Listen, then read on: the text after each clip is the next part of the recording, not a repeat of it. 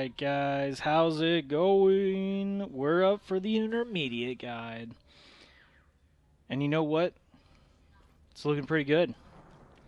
Um, it's about an hour, so you have to sit back, relax, enjoy the ride. But the ride involves lots of information.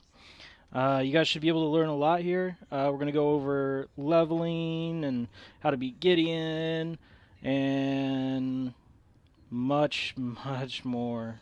You know, all the enhancements. There's going to be a couple things on the maps, the encounters, just everything you'll need to get up to 25 or level 26, like I am right now, as quick as possible. So, with all that insider information involved as well, let's get to it. First of all, we're going to start going off with the leveling section, because I feel like that's probably going to be the most important and the first thing you want to see. So we're going to start off with that, and then we'll just flow into it. Hope you guys enjoy. You can do side quests, but try to focus on side quests that are way later in the game. So, like, if there were a few side quests over here, I would say no, and I want to go to the side quest over here. The other thing that you can do is you can also just do regionals. People talk about regionals all the time, and there's a few different ways that people like to do it. So it just depends on like what your playstyle is or what specifically you're trying to accomplish. So if it's like trying to gain up the bloodstones, like these weekly guys you can only take on, but the other ones are like daily. So this could be part of your regional grind list. These two are a little bit less. So if it's like a mob and you have it for the day, I would say like under 30k don't do it, but these two are pretty close together, so it's kind of time efficient to actually just do both of them, including Harpy Queen whenever you get the chance. But like Harpy Queen is a weekly, same with the two-headed giant, Spider Queen, Bashal, Green Warden's a daily, I believe, yeah, daily. Cyclops is weekly.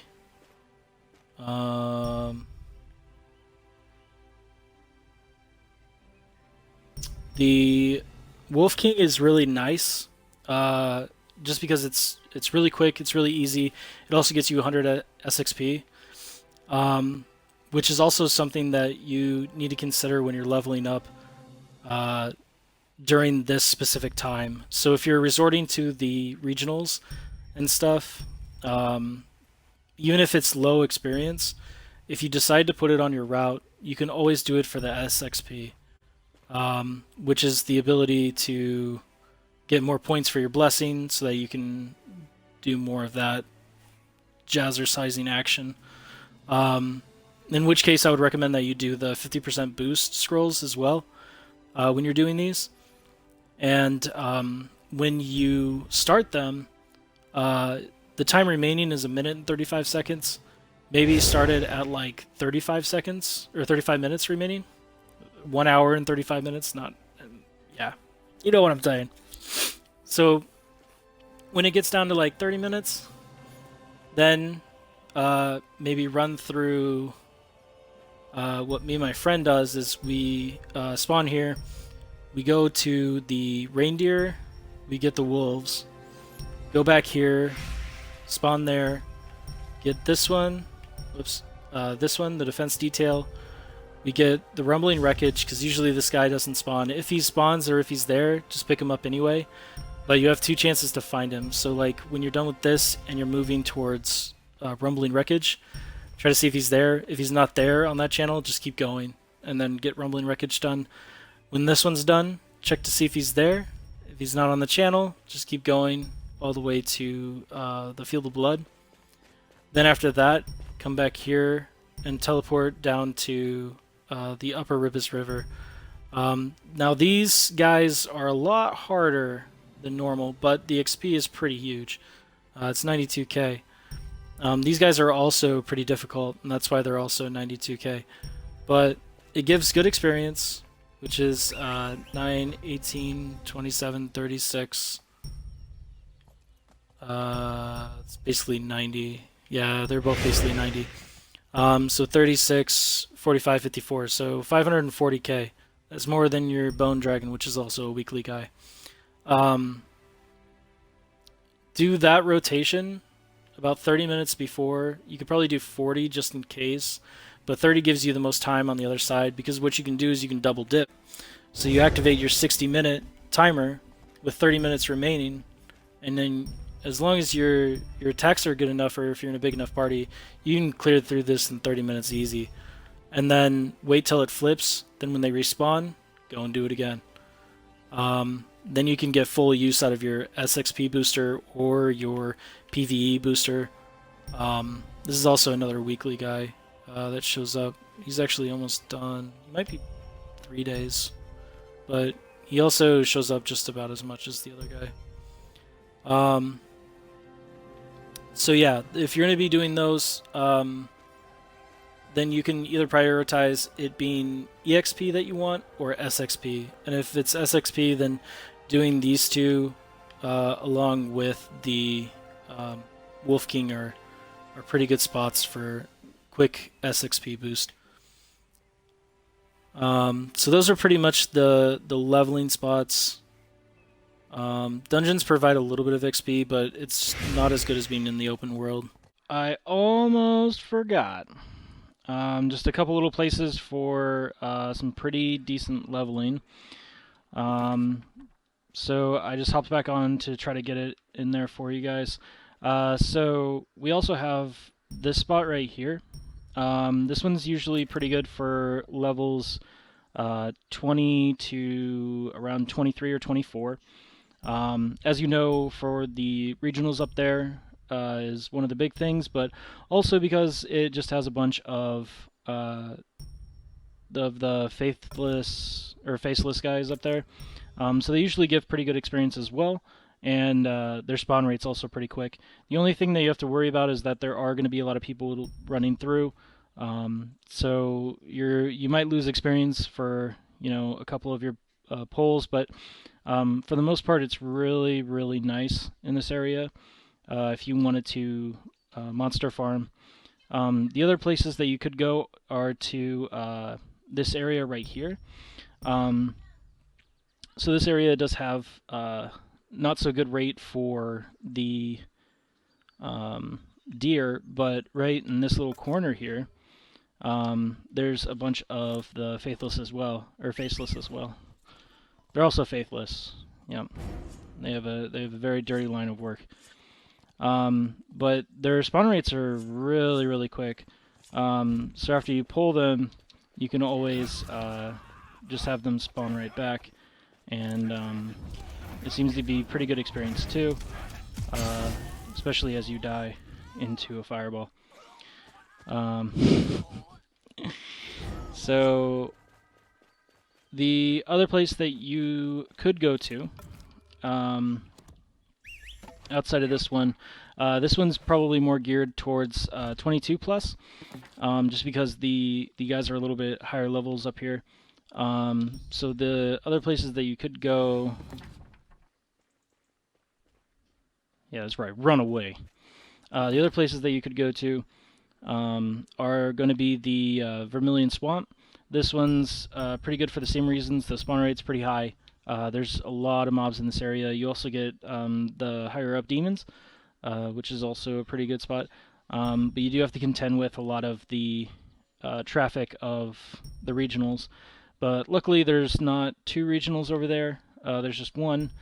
So people usually just get in, get out, and they don't usually stay for too long. But yeah, outside of that, I haven't really found many other places that are providing good experience.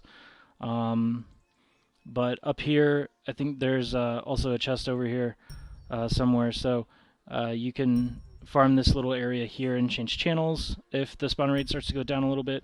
Or you could try to wait it out. It usually takes only a few seconds, and yeah. But yeah, those are the other good mob spots for 20 plus, 20 to 25. You can go to your Union Quest, and we have 6. So we obviously have not been taking advantage of the Union Quest today, but that's mainly because I wanted to kill Gideon for you guys. So there's that. But yeah, Gideon will be the last thing on this list because he is kind of an issue for a lot of newer players. So We'll show the long, excruciating, painful trials of that. But Union quests are a really good way to gain experience still. Even from like level 12 or 10, you still get a bunch of like deliciously awesome things, and there's no reason to not take advantage of them. So like, if you're joining or starting on your day, pick up your Union quest first and just do those really quick. So you go over here to your Union board, which you can find in Sparrows, and then you have a bunch of these quests. So one thing that you can do when you just get here for the first time, just accept all of them. There's really like no bad way to do it, but this is the best way for me anyway. And then once you grab them, you can go down and you can see like, oh, this one's gear score 1200. I'm never going to be able to do that, not with my wonderful gear score of 867. Why was 6 afraid of 7? Because 7, 8, 9. Anyway, just abandon it. Like, you're not going to be able to do it, so you shouldn't keep it. Like, unless it's like 10 gear score away or something and you really want to get that experience, like, just drop it. Because they respawn every day, so if you like end up not having enough time or whatever, then that's not good. So this one, the gear score is too high, but it's a search event. So searching's pretty easy. You just run in, grab shit, run out. The arenas are not too bad because they usually give you like really decent experience as well. It's usually the experience for doing it for the very first time. So like I said, like the Putrid Canyon was a pretty good experience. But like if it takes you more than 2 minutes, then you shouldn't do it. Well, here's a reason to do it if it does take you more than 2 minutes, because now you're going to get double the XP, right? So that's just one reason for you to go back into the dungeons when your Union quests permit it. And then the Pumas could probably give us a little bit good experience, so we'll keep that one. Usually with quests, I tend to not accept them if they're below 20k, because the time that it takes for you to figure out what you need to do, go to that place, do it, and then be on to the next task is most likely worse than just you farming monsters. So if it's less than 20 to 25k right now, I would say just don't accept it and then move on to like other things that are more important. Especially since you have to now prioritize your time a little bit more after level 25 for the loyalty quests. But until level 25, you can accept quests that are 20k or more, because the amount of time that you put in should yield you better XP per that time.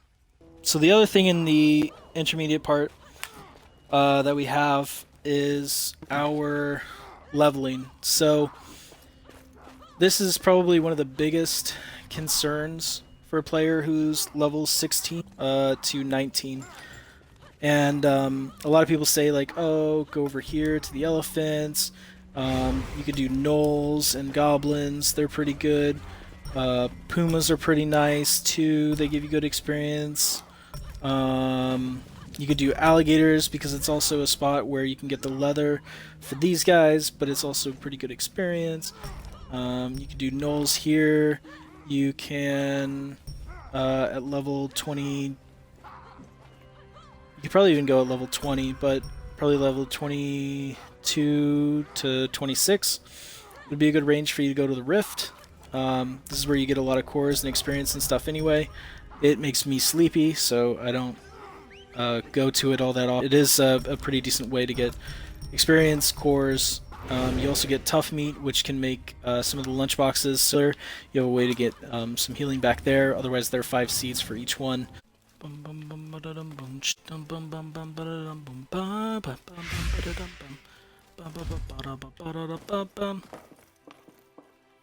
Yeah, there's Tubsy Wubsy. On to victory.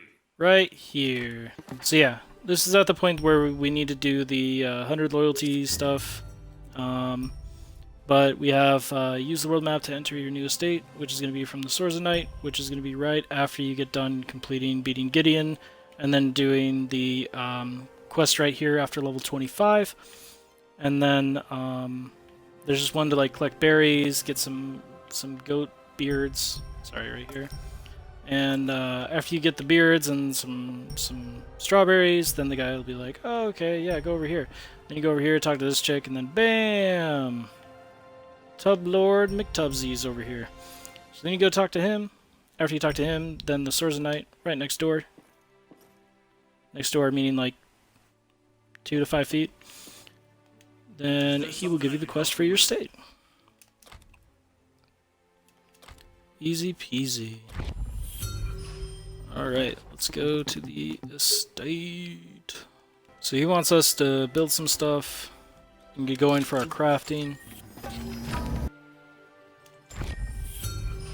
Alright, so he gives us stuff that we need. So now we can go over here and then just start building.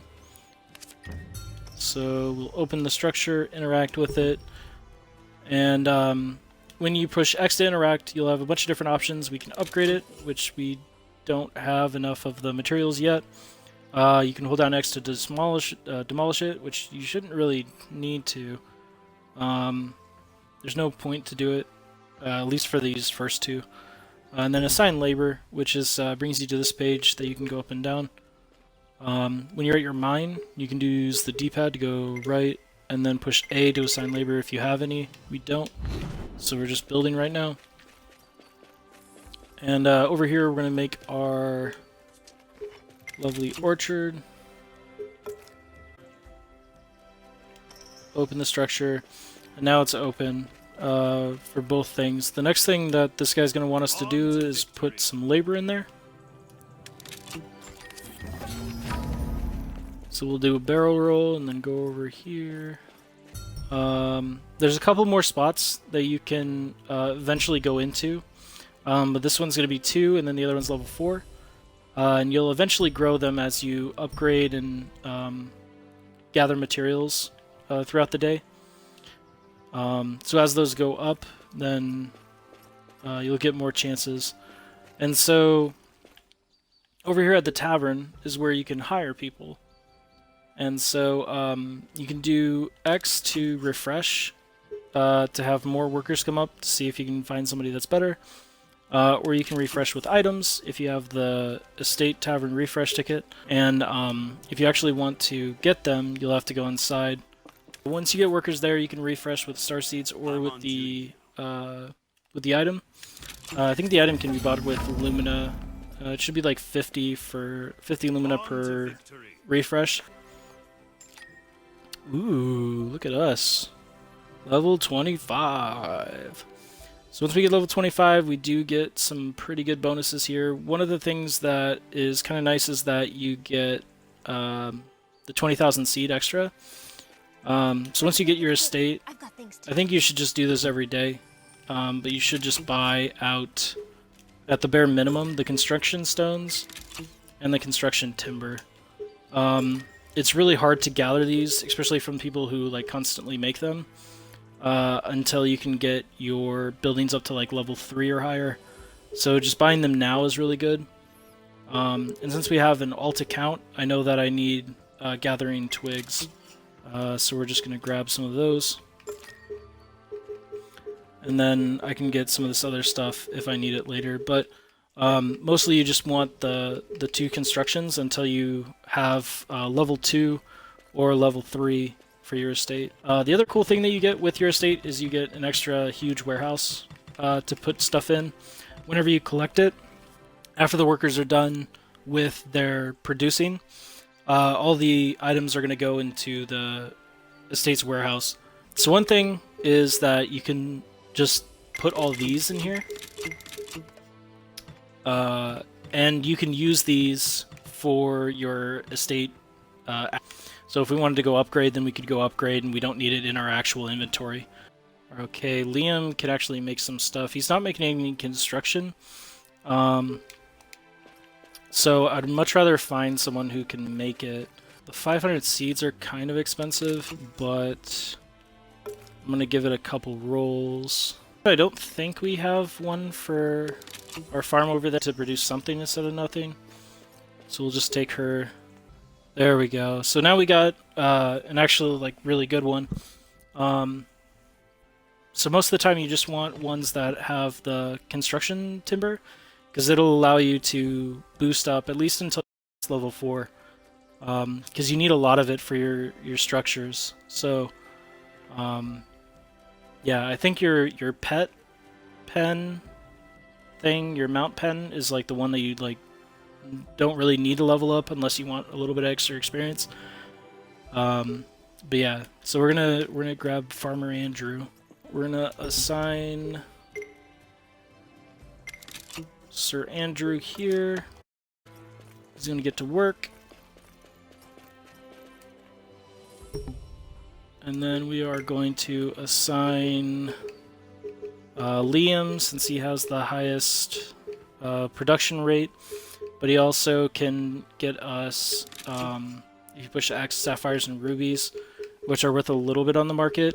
Some of them will make you like pyrite and stuff with increased rates. Those are really good because pyrite's worth a lot, along with morning stone and grinding stone.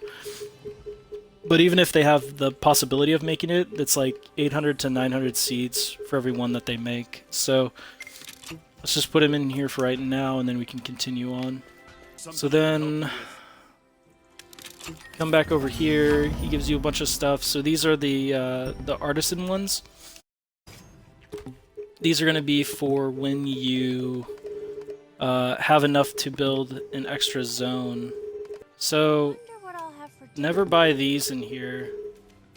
These are going to be way more expensive than on the market. So if you ever need one of these, just go to the marketplace. Because no one's selling these for over 25. Not for the greens anyway. And then these two are like 100 seeds per. So like if you accidentally delete it or whatever, never buy from this person. The only thing you should be buying are these resources up here. Alright, so then next we're going to have to do is catch an animal. Yeah, because taming takes like, you know, if you're decently lucky, it takes about an hour. I'll post a my taming video up soon. So that's pretty much for the right now. Once you get it to level 4, you're doing more things with it. The one thing is that it's going to be really hard to figure out what you want to spend your money on.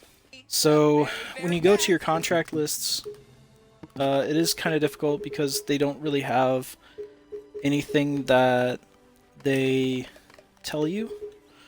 So, I mean, you could be buying these people, but you don't know what they do specifically. I do know a few offhand, and so when we get to the bottom, then I can go over the few that I know for you guys, just as the beginning. So for blacksmith, carpenter, and tailor, they're going to be the most expensive. The alchemists don't produce like decorative materials, the ones that can sell for 1 to 200k starseeds. The ones that I know are, I believe, Puppy makes us the miner, the stone for us to build things. So we're gonna buy one of them. They're not so good. I think their production is 1 or 2, but it's really easy to buy, really cheap, almost always cheap. But the ones that you can kind of look into are Edwin, can make the ingot. I believe Nina makes ingot and the crit damage sword for Crusader.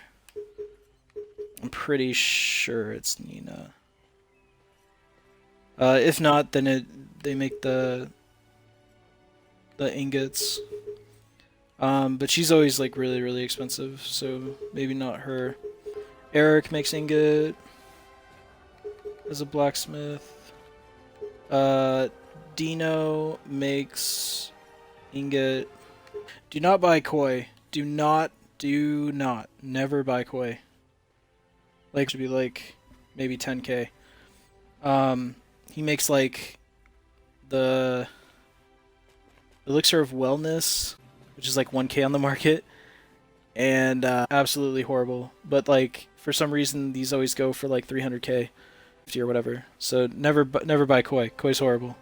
But a lot of these come out of like treasure chest 2 or some of the higher dungeons, so it's kind of hard to find those, at least at this stage of the game. So starseed production. It's a pretty good segue. You can use your estate to have your guys build materials. The other thing is that you should get to level 26 as soon as you can. I know the guide's supposed to be only up until 25, but we're just so close. Once you hit 26, you hit the max number of exchanges that you can do in a day.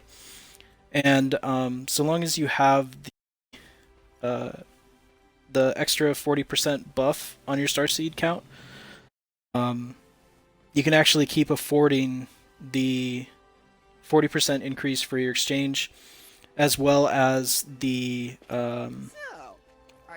gold pots to be able to get the gold enough to continue to purchase it. But as far as starseeds go, the best way, the main way, is to just get it from the exchange. The other thing is to try to find different recipes that you can craft to help you gain that back. What I was doing is I was making the withering weapons, which was giving me pretty decent profit. But now they're up to 4,900. And to make them isn't all that much. You just need the crafting skill at level 9. So building up some of your crafting skills can help you build in the starseed category. You just need to have good enough recipes for you to do that. Because for most of the potions just aren't that great for leveling up. I know that some of the dyes, if you're lucky enough, can get you a lot of money too. But a lot of the best ones come out of like the ancient chests. The hunter recipe I don't think is profitable, but if you can find like this one, could be eventually profitable to you as long as you can gather enough like herbs and stuff for the healing potion. Beef curry's usually pretty popular. It just requires the little bit extra money as an investment to be able to start making the recipe, and then from there, once you make the items, then you can sell the items. And then once you get rich enough, buying one of these will also help, because you can buy, like for example, the steel sword recipe is 350k, but if we go to swords for the steel sword, they sell for around 20 to 25 maybe. So yeah, it would take like maybe like 14 to 20 swords being sold before you make your money back. But yeah, I think the materials to make it aren't that expensive either. So that might be one way to do it. But once you get a recipe, then you'll be able to make items and then try to sell those items for it. Otherwise, just hunting and gathering for like breath mushroom is pretty good. Those sell pretty quickly. Those are selling for 65 each, so you see like people have bunches of stacks of 50 up because they've probably just gathered it. Now they're just trying to sell it. Same with like iron ore. Those are other ways to make good money, and the way that you can gather them more efficiently is by gathering gear. So this will kind of move into different gears, but in the next guide, for the expert guide, it'll be a little bit more in depth. But for the most part, if you know your gaming gear on, and then you can also have sub gear, as long as you have like enough slots in your inventory. But having like an extra 10 plus more for gathering could be really good, right? So like you just walk over to a plant, pick it up, and then continue on instead of having to wait like 1 or 2 seconds. So for example, for Crusader, we have 10% here. So then you have gauntlets here, so that could be like another. I don't think there's shoulders though. No, I'm lying again. So an extra 10%, so we're up to 30%. There's also food and stuff that you could be doing as well to increase your gathering speed. So when you're doing like a 30-minute or hour run, gathering mining speed plus 20%. So now we're up to 50% extra gathering. These are really expensive, but I think the green ones are a lot cheaper. Yeah, so 1500 for 15, so now we're up to 45%. And then if you really want to go full bore, I think you might need the recipe. No, these ones are up for sale. So this one, after you're done eating it, then for the next 15 minutes, you get an increase. So you just buy like a few of these for your like 30-minute, 45-minute thing, and then you'll get an extra increase. So when you go past items for gathering or mining or whatever, you'll just be like, bop, bop, done, go. And you could actually have like a trail of mobs behind you if you get it to a high enough percentage. If you get like the Bless Pass, I think that also gives you an extra percent too. So I don't think it's on here. I think it might be here. Yeah, so here we're at an extra 25%. So we could actually go up to like 70% for mining and gathering. 80 if we have the lunchbox. So it's pretty huge that you can get. But having just that subset of gear starting off at like 20 to 25 is another way for you to gain a big advantage for Starseed wise, as well as getting the materials for you to level up your crafting skill so that you can get to those weapons and Starseed gathering. If you go to the Union slot, you can RB over to trait, and then so long as you have enough points in the Artisan Guild, you can actually get a pretty nice advantage here, which is when you're gathering, you get a 5% chance for 1 additional item, and 1% chance for 2 additional items. So the thing actually stacks. It's kind of weird. But one time I had a gathering plus 50% to get an extra item. It's another scroll that's like 800 Lumina or around 20 to 30k Starseeds. But you get a 50% chance to get an extra one. Well, it procced on both of these, so I ended up getting 6 in one gathering. And that's pretty sweet. It is very nice to see sometimes.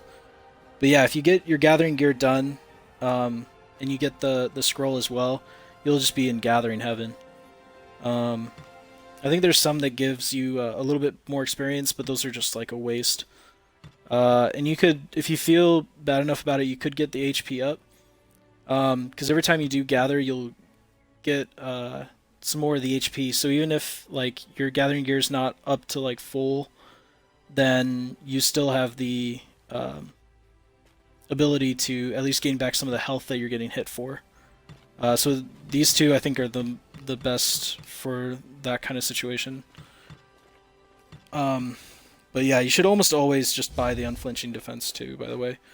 Just as a side note, pro tip. It's just an extra 300 defense for 100 Sentinel points. You can get 100 Sentinel points easy. It's just a way to beef up your character always. So, dungeons. Some of the best dungeons that you could be doing at this point are probably Corrupted Creation, as well as Cursed Knight. Cursed Knight is the most popular one, and you might actually end up going into a bunch of dungeons with people that are level like 30 or plus. Because it's pretty well known that the Cursed Knight arena is a little bit better as far as in comparison to the Rift, which is a grinding spot that we can check out in a little bit. But for the most part, the Cursed Knight is probably one of the better options. You do need a little bit better weapon for you to do it. But yeah, you can just go there and it gives you a bunch of blue equipment so you can get a lot of cores up so you can do more and more enhancing. I think Corrupted Creation has a mount that you can get out of the box, but it doesn't yield the better gear advantage that Cursed Knight does. So if you're going to be going into dungeons, try to stick to Cursed Knight as much as you can. If you're spending more than like 3 minutes on the boss, then maybe switch over to Corrupted Creation, see if you can get it done within 1 to 2 minutes. But yeah, Putrid Canyon was a way to gain some good experience during the dungeon event. but if you can't do it in under than 2 minutes, then you should probably stay away from it outside of completing the main quest for the experience. So until then, you could just run Cobalt's Lair to get the sealed chests daily. I don't think the rewards are too good, but you do have a chance at getting the Nightwind Fragment, which is like 40k, and then there's also chances at getting different mounts and stuff. So it's not that bad to run. But once you have the boxes stacked up, like if you have like 2 or 3, just focus on Curse Knight, and that can get you more cores for the production of cores. Other matchmaking stuff, if you do want to go into Red Basin, you can. It does give you some victory points, but you do have to play it a lot. Like a lot, before you have enough points to be able to buy some of the gear and stuff. So this is another reason why having a guild would be good, is because then you have, you know, an assortment of people that you could even skirmish against yourselves if you have like up to 30 people, right? So that's another thing that you could do with your guild to be able to just grind up the victory points or whatever, and then you know, get some of the better PvP gear that's over there, because there are some pieces of gear that are pretty decent. The only issue is that most of them are B grade, so when you get up to level 30 or higher, it becomes not as beneficial, because a lot of the dungeons at that point will give you A gear, and then that's what you'll want to buy. So that's why I haven't really talked about PvP all that much, is because A, I'm not really into it all that much. But now that they have actual ranks in PvP coming out now, like, that might have to change for me. So we might have to build a PvP character here. But these other two you don't have to worry about. Not over 25 yet, or not over 27. We're just going to 25. Next up we have is Crusades and Invasions. Alright, team. Crusades and Invasions. When you open up your map, you can click the right thumbstick button for the Legends, then go to Crusades, because Crusades and Invasions are the same thing. And then when you hover over them, now they have times. So you know exactly when they're going to start. Alright? It's a great thing to have now. It's a very good update that they've had. And yeah, but some of them are going to have the word party in parentheses. Alright? These, as far as I know, are invasions.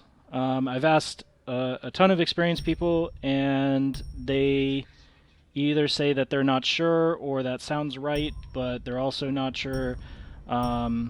So for right now, until I am disproven, we are going to say that they're invasions. These invasions are, you know, the timed events that you can look forward to, and then once they are available for you to start going after, then there is things that you need to do to be able to start them up. The ones that don't have party in front of it, you don't need to worry about, and then they'll just go on their own. But for the invasions, you get extra little stuff, like for the big bosses that you beat, you'll get bloodstones. Only if you are at that stage of the game, but since we are not, you don't have to worry about it. But what you do get are essences. So essences are really important. One, you could just sell them, so it's a good source of seeds. But if you need your Storm Chaser achievement, then that's something that you definitely would want to start investing in as early as you can. Outside of that, they've been increasing these Crusades a lot in the experience part of it. So they're pretty good things of experience. And yeah, one of the tricks that I've heard is that with some of the invasions that are going on or happening, and you have like alternate accounts, what you can do is you can set up your alternate accounts beforehand at the place that you'll need them to be. So like right here, for example. And then after you get confirmed that you are in level 3 for rewards, then you switch over to your alternate account. And then as long as they can load in fast enough and you can get a hit off of a creature, and then, you know, down on the side here, it'll say that you're in the event and you're level 3. As long as that pops up, then you're good. You are good to go, and then you get double rewards. And if you're not able to pick them up at that time, then they will be, or they should be mailed to your mailbox. But I just wanted to get this extra information updated because the update was after I had recorded, so this is the newest information on the Crusades that I have found. And for some of the invasions, though, it's kind of hard to get to go. So like for Creatures of Chaos, this one, I've gotten mixed reviews on like how to start it or what you need to do to be able to start it. So most of the time you'll just see that one active, but like no one really knows what to do. Same with Disease or Discord and Disease. We're really not sure how to activate it just yet. But when I hear about somebody actually activating it for the first time, for my first time, then you know I'll fill you guys in on the Twitter or Twitch page, YouTube. I'll give an update on that. But for right now, that's what the invasions and the Crusades look like. So they are kind of important, or they're starting to become important now. So definitely go for them if it's advantageous for you. The other thing there are smuggling merchants as well as ancient chests. Those are the other two things that are rare encounters that are substantial for you to get. The smuggler merchants have kind of been mined, I guess. They've been taken advantage of so much. Like the locations for them have come out, so everyone pretty much knows exactly where everything is.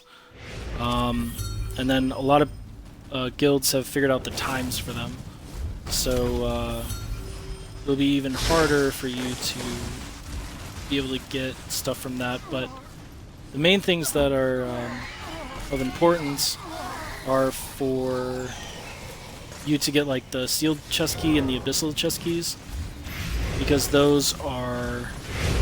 I'm not finding anything. Oh, I need to kill something to be a part of it. There's too many people here. Oh, there we go. So those are 10,000 for the sealed, and then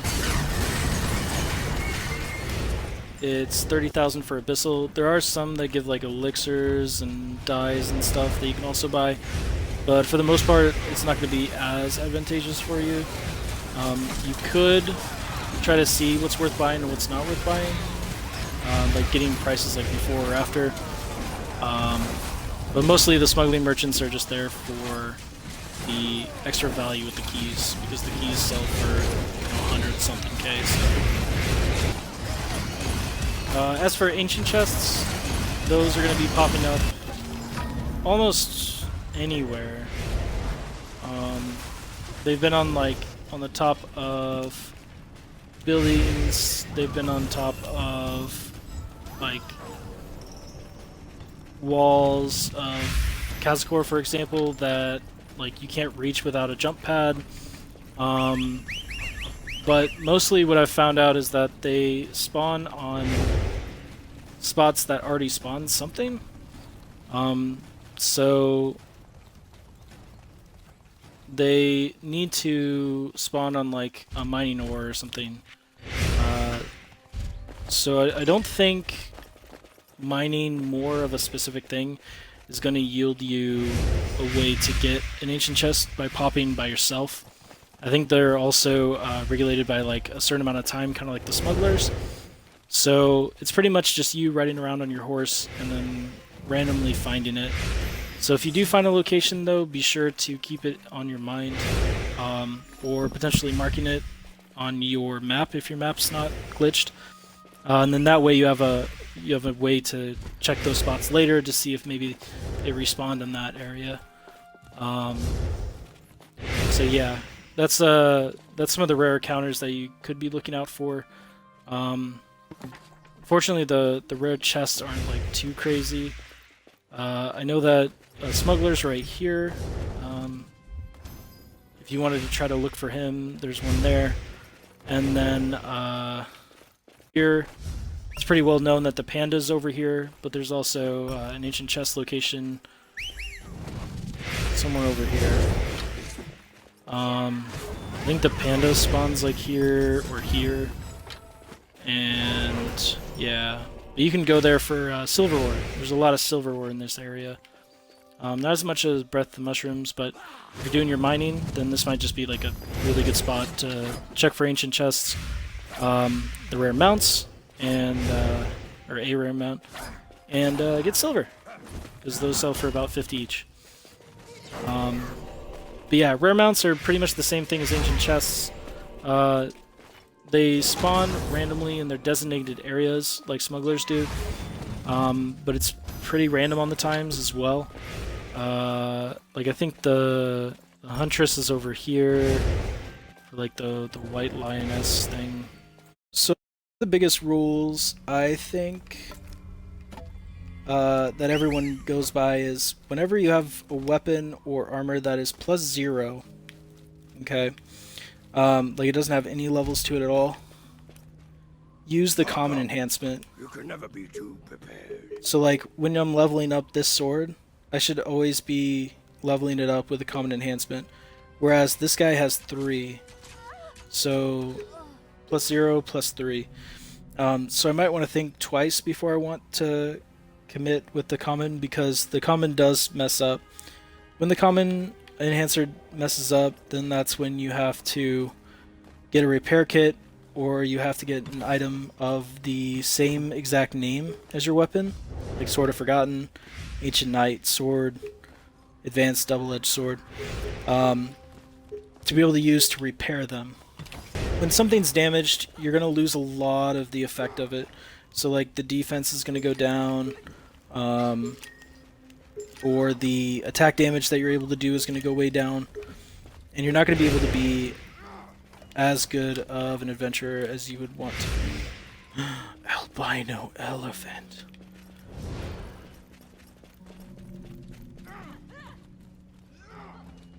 So cool. It is a girl elephant. Common enhancements best on +0. For the rare items, you don't need to necessarily go to master with them, because you are wasting a lot of star seeds, especially in rare, for you to wanting to upgrade it. If you want to feel safe, then I would recommend maybe after +3 would be the time for you to go into the master enhancement. But it is a lot of star seeds that you're using, so if you are just worried about using up too many cores at one time, then that would probably be the best bet, because the Master Enhancer has a pretty good chance of success in the rare and epic, so blue and purple sections. Once you get to epic, I usually go to +3 or +4, and then from there I do master. I don't think the star seeds are equal. I think they're still a little bit less, but it's just a way for me to save cores, because cores are so hard to get a hold of. There is, with the new patch, you're going to be able to trade 100k gold for cores now. This is kind of where you should be at, so you should only go to like +3, +4 on epic, and then with common enhancement, the master, when you get to that point. It's going to be a little bit more expensive, but like I said, the cores are what's really hard to get, as opposed to star seeds. But you know, if you feel the need to do one over the other, then that's fine. That would just be a judgment call for yourself. And then as for the unlicensed, never do the unlicensed. It's not worth it. The mechanic for it is just horrible. Losing the entire equipment is huge, but also losing all the cores, like especially if you're trying to like raise it from rare to legend or mythic or whatever, and you're just like, alright, I just need to go on a really good run. Like, you're also wasting all those cores, and you're never going to get those back if they fail. So I don't know, unless you're a leprechaun or a unicorn, I would advise not going to the unlicensed. and then just having to do this common to master enhancement. There is a point where the common enhancement doesn't automatically break your weapon every time you fail, and that's starting in legendary. And you could do that route, and I did do it up to +3 with legendary without it breaking, but there was this maddening time. It was horrible, where I went from +3 to +0 to +2 to 0, and then I think I made it to +2 again, and then back down to 0, and then I was just like, you know what? I'm never doing the common enhancement again. So, whenever you level up your weapon to the next level, so if you get from rare into epic, and it's +0, always use the common enhancement. That was just the mindset that I was at. Always use it, because you can't make it go down to. So there's no point to not use common enhancement for the +1 only. But when you're in legendary, after you get the +1, just go straight to master. It's going to cost a ton of seeds. I know. I know. So many seeds. But ultimately, you're not wasting your cores, and that's where the biggest bottleneck is for the entire system. Is that you can always get more and more core, or more and more seeds and more cores, but the cores are a lot harder to find, and they can be, you can grind for them, but I don't know. Right now my sword is at mythic +1, and it takes 1100 cores just to try to level it up once. And so if I do that on the common enhancement, then it goes back down to +0. That's another 900. And like, some people in my guild on my main have said that they've gone through 30 plus times trying to get it from +0 to +1 on mythic with the common enhancement. So I feel like from them saying that, despite the luck that I had, I feel like as you go up, the common enhancement percentage goes down, and the master will start going up. So I think that's the trade-off, is once it starts getting higher level stuff, you need to go to the master, because she has a higher % chance to have you level it up, as opposed to the common enhancement, which has better percentage to level up for lower equipment stuff. So they might change that a little bit with the new patch coming in on the 30th. We'll see, but until then, for rare, just do common. For epic, the purple, do up to +3, +4, whatever you feel comfortable with, and then go to master. That was a strange look. He's up to no good. And then for legend, do +1, then master. For mythic, +1, then master.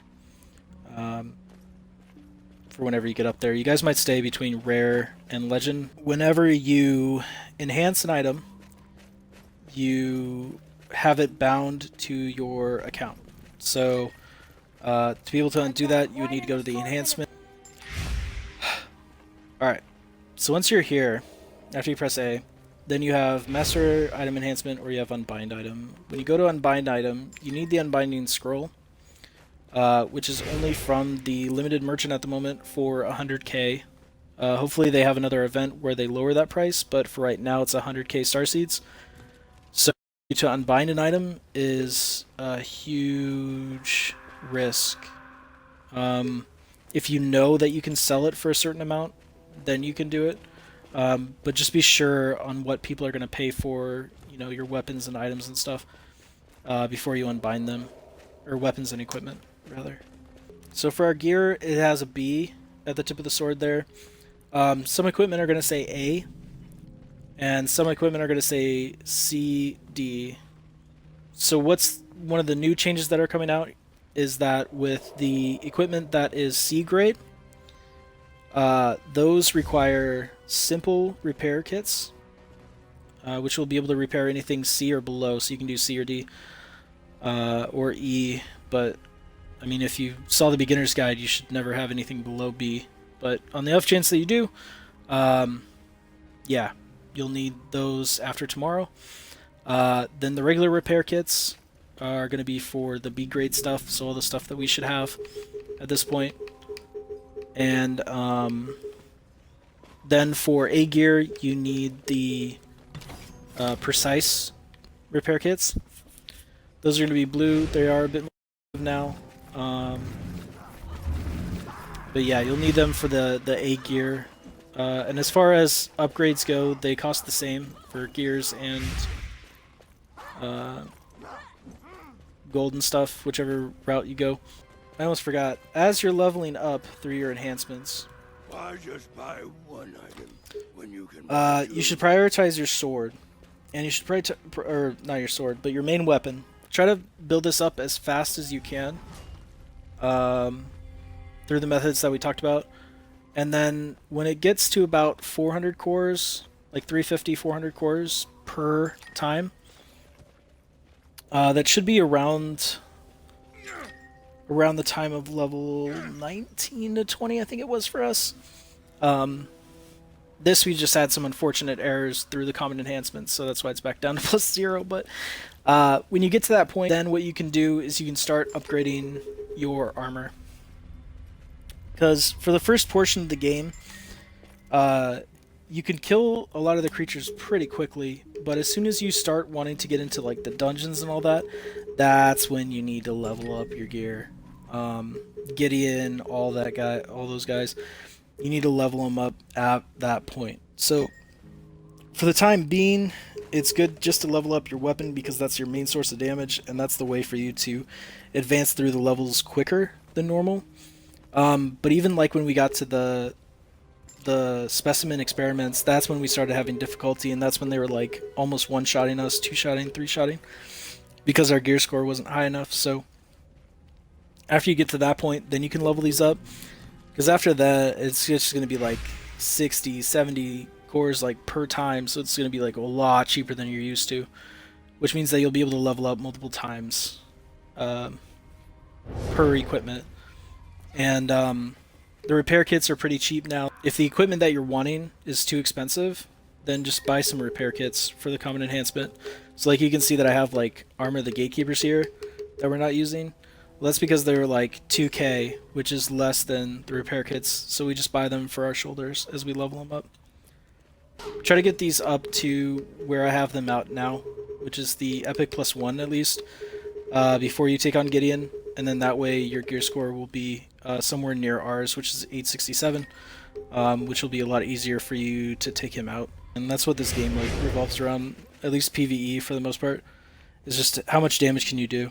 And if you can deal more damage, then you're going to be a lot better off in PvE. When it comes to PvP, I think it's defense and HP, but that's probably a discussion for the expert guide. So let's just do buffs now. So there's a couple things that you can use in the game to help boost up your score, not your score, but like the stats that you have, Step right up and take a to help gander at what you I've got to offer. beat the game on certain levels. So when you go to consumable potions, you have a bunch of different options, right? So you have elixirs, you have potions, you have regen potions, you have panceas. You just have all this like random stuff, and you're like, okay, well, what do I buy? So with the panceas, they last for 1 hour. They're purple, and they last through death. So you could die and still get them. It even says on there too. The straight attack ones are going to be the most expensive, for obvious reasons. And as you go down, they get better or worse depending on what kind of build you have for your character. So for example,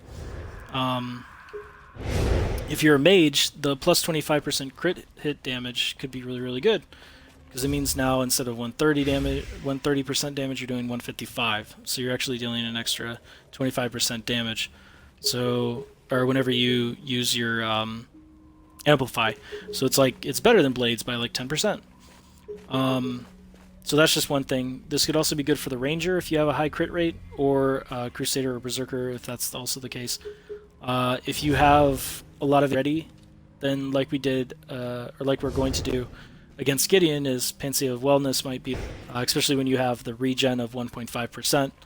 It just means that you have a higher max HP, which means that you regen for more HP over time. So that's just something to also look out for, depending on what you need. Increasing your defense could be good too. because that stuff will stack for you. Outside of Panseas, you can use Elixirs to buff yourself up. So there's like PvP stuff. This one's attack. There are some that sacrifice something for it. So like this one's you get plus 30 percent defense instead of 30% attack. So you're giving up something to gain that benefit, which is something that you could do, or like for example, this one's giving up or getting 15 attack power for 20% defense. So if you're on like a ranged DPS character and you know that you can dodge and not get hit a bunch, then maybe this one's just better and it's at like a tenth of a cost than, you know, Blades over here, less than 10% of cost. For Blades, that gives you 5% less attack than that. But just note that you might be dying a lot quicker with it, so I mean it's, you know, which is going to be best for you. The other things that it can give is like crit damage, crit rate. So the lower you go down, the less cost it'll be, which means that it could be more beneficial for you, depending on the situation. The other things that you have are your potions, that you'll start needing for dungeons a lot more and more and more as you go on, especially when you don't have like a priest or something to be able to heal you. Like all Crusaders have no healing abilities, but some of the other classes do. Or all the other classes do except for Crusaders, so Crusaders are going to need more potions than anything as well. But outside of potions, what you can also use are the regen. So the potion of regens have gotten a lot cheaper. They used to be 500, but when I bought mine, they were at around like 200, and that's why we're broke, because I bought like 40 or 50 of them. But you can use a potion and potion of regeneration at the same time. You'll see in the Gideon fight that I do that a lot, and waste a lot of money, but it's just a way to keep your HP up, especially when you don't have a healer by your side, whether it's like 1v1 or if you are in a dungeon and for some reason you guys aren't running a priest, either to deal more damage or you just couldn't get one. Then this is like another way to alleviate some of the damage that you're taking, and it's pretty crucial to have regen as well as regular potions for you to be able to use, especially when you're a Crusader. So then that's the other thing too that's kind of cool, is you can use a Panacea and an Elixir at the same time. You can get a double buff there. But also the other thing that you can do is you can use a shared meal. So one that I most commonly use, because it's generally good for everybody, is the beef curry, which gives plus 20% crit damage. Now this one, along with the elixir, does go away after you die. So depending on how tough the dungeon is, it might just be better for you to not do the damage and just do defense. That way your bonuses can be applied for a longer amount of time. But I mean, that would be a decision probably for you to make, whether or not it's beneficial to do that or not. But yeah, along with that, they also do like crit rates up, more attack power, more defense, faster mining, more SXP experience, more reputation gain. Some of the stuff that we've went over already, just extra benefits that they can add to you, especially in a dungeon, are pretty nice. As for lunchboxes, there's really not that much that you can add for extra stuff. They didn't really put too much in the game, and for the most part, it's just not anything worth using for a dungeon. The only thing that kind of comes close is the PvE experience thing, but it's just 3% and it's for 15 minutes. So honestly, don't bend over backwards trying to get it, especially when we go over this kind of stuff in the expert guide. It's not that crazy beneficial, but it is there, so just knowing that it's there can be kind of nice, especially for the reputation gain, or the mining can also be nice. But there's nothing so far that I've seen that increases your stats. There might be something in the Union stuff for you to buy or sell, with Union points, but I feel like saving those points up for the traits are going to be a lot more beneficial than a one-use item, because you get the benefits for 6 days instead. So that's kind of where I'm at with the union bias. But if there are things that you feel like they are the exception, definitely leave them in the comments down below, and then I can check them out, test them if need be, and you know, I'm always willing to be wrong because this is a brand new game. It's ever changing. We'll find out maybe after tomorrow too, when the new patch comes out. So those are your buffs for your dungeons or for regular games. The next thing is social interacting and guilds. So it's important to get yourself into a guild just because it allows you to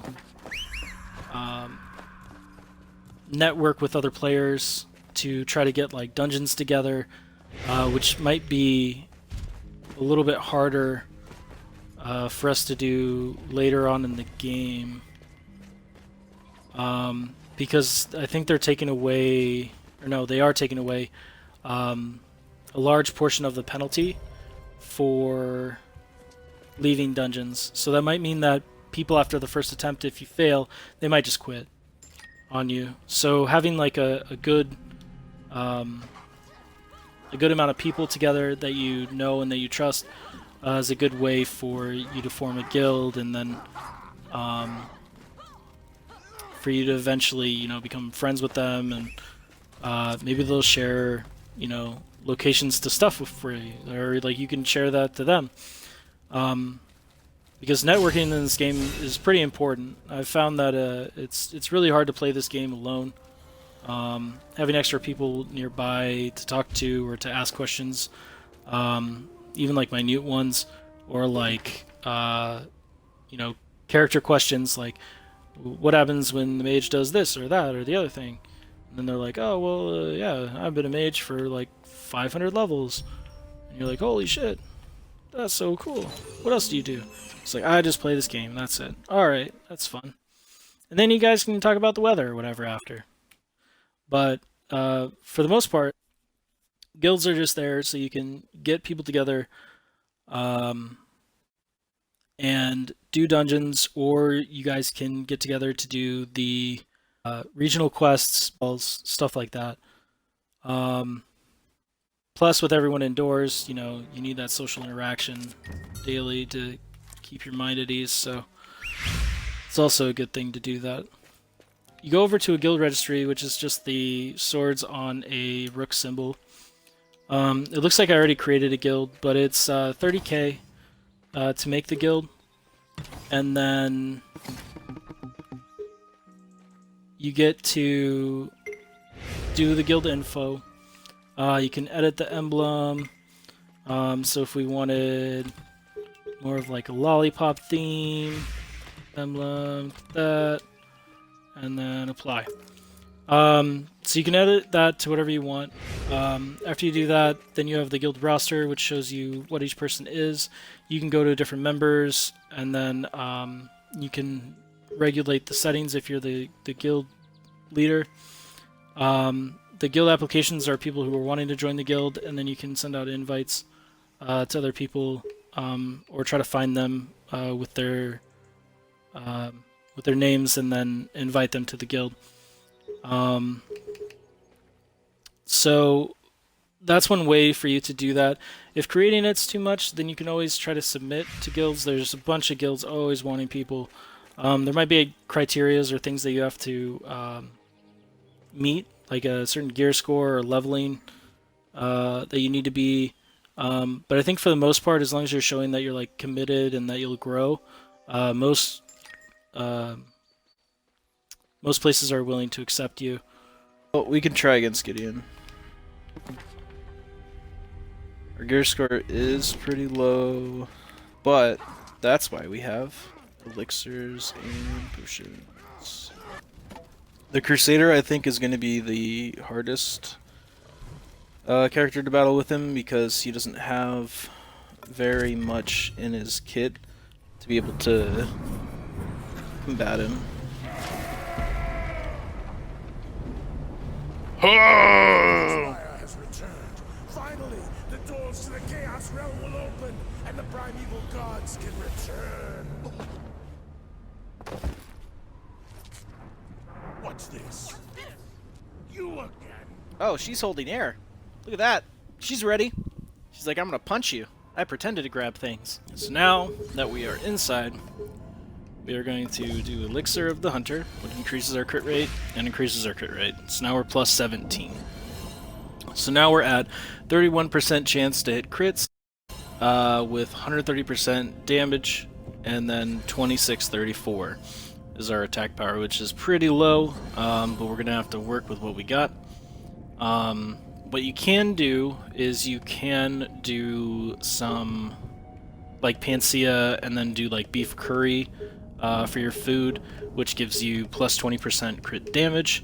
The other thing that you could do is you could also, instead of this one, run like an elixir for crit damage as well. That way you hit a lot harder at like 25%, so it's like a fourth instead of 3 out of 10 times or a third, somewhere around that range. But yeah, for what we're doing, we're just going to try it out. I feel like the HP regen is going to be better for this fight, because I remember that the first time that I had to go through this, it took about 30 minutes to an hour just to kill him. The cool thing is that when you're attacking Gideon, he might have that 1.1 billion health, but, you know, you only need to get him down to like 50%. The other thing is if you're having too much trouble, there is the unicorn off to the side. You can just look around and see, oh, unicorn! What's up, unicorn lady? And then you can talk to her and you can get out of this realm to get back. Otherwise, on the map, on the top right there, you can see is the exit. You have to face off against Gideon by yourself, unfortunately, so we're gonna try it. So he has a few attacks that are not going to be fun. That's one of them that can actually just end up killing you out of nowhere, so just be wary of that. That one goes around to the sides, so it's good to try and jump around with like dive like that. And if you go too far away from the center, he actually will reset. So we're going to try to not go that far out. So if you're closer to him, he's going to do one that's like a circle. Ow. So it'll respawn you out here. You keep your panaceas, but elixirs go away. So will your food. We might just need the extra defense here. So I think that's what we'll switch to, since the attack one's not going too well. Because I think if we just have the ability to survive the attacks, then what we can do is we can just kind of wait him out. Piece him down over and over and over again. Turtle it up. Did I proc him? Let's see. Alright, let's get this up. Let's get that up. So now we're taking 100 less damage.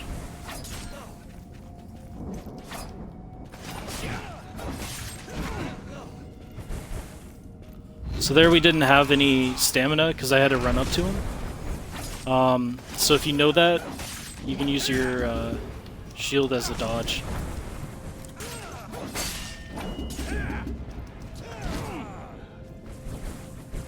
Alright, so now we can try it if he does it. So you can block it. For an extra 600 damage. Alright, he's going to do his skill check here. Soon. Defense down. Oh, he knew what we were doing. We got baited. Got baited hard. Alright, 81%. Skill check.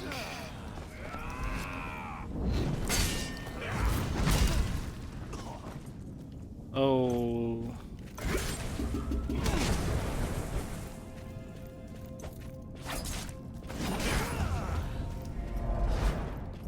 Alright, so 61 we're hitting. Ow.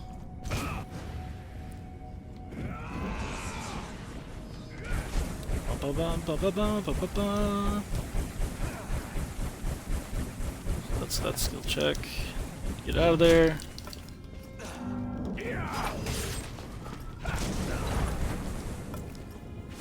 And we just got 10% more.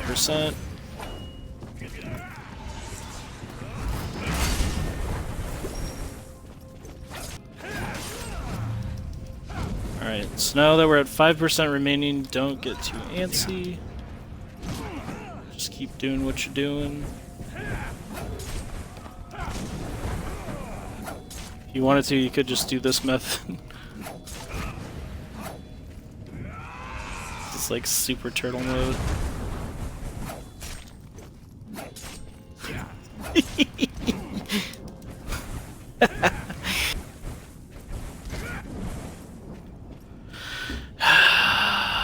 Gideon, stop running. Still don't get antsy. Might still kill us. Unless...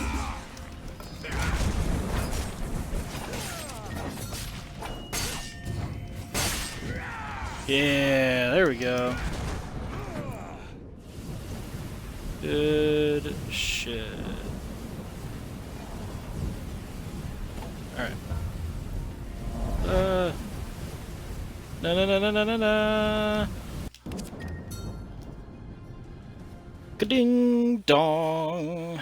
The witch is dead. So that's pretty much Gideon in a nutshell. You just kind of go through, kind of, I guess, wear him down. You only need to hit 51%. His curves are at, or his skill checks are at 81 and 61. These mountains are our home. He's like one of the roadblocks for your damage checks for the game to see if you're strong enough yet. Because then after that, it's just like your loyalty quest, then prestige, then bloodstones, which are like the 3 wall. Yeah, so that's the wonderful guide for y'all. Getting from level 16 to 25. Beating Gideon. Taking names. Kicking names, taking ass. Doing all that pajama bottom stuff. Be sure to follow on Twitch, bro_Cobra. As well as follow on Twitter, bro_Cobra. On YouTube, I am Bro Space Cobra, so Bro Cobra, 2 words. Be sure to subscribe there. Subscribe on Twitch if you'd like as well. More content, I'll bring it to you guys. I'll get the THME video out hopefully by the weekend, and then soon after that, we'll start working on the dungeon guides. So I just need to put a lot of that stuff together. I think I've done most of the dungeons already. So yeah, hopefully you guys learned a little bit of something. Definitely subscribe again, because I want to be bigger and more influential. Yes, with my red eyes. But yeah, I'll go edit now, and I will see you guys later. If you have any questions, feel free to post them in Twitter or whatever at my bro_Cobra. I'll try to get back to them whenever I see them. Yeah, until next time, aka tomorrow. Go in peace, brah. That was the wrong.